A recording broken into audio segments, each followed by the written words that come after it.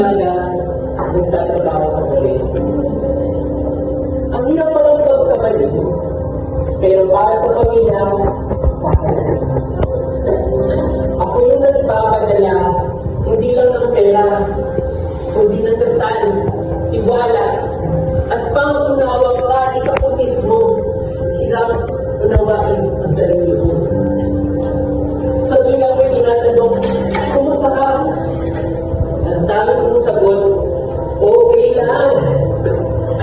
Kahit ang totoo, pagod na ako. Minsan, mapapaisip, hanggang kailan ganito? Hanggang kailan magbibigay?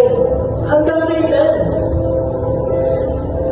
Ngunit, kahit pagod, at kahit kulang ang tulog, makita masaya na ang magulang at kapatid.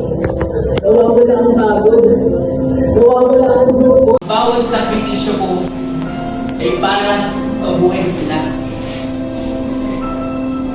Hindi ako bida na napapanood sa pelikula. Hindi rin ako si Superman.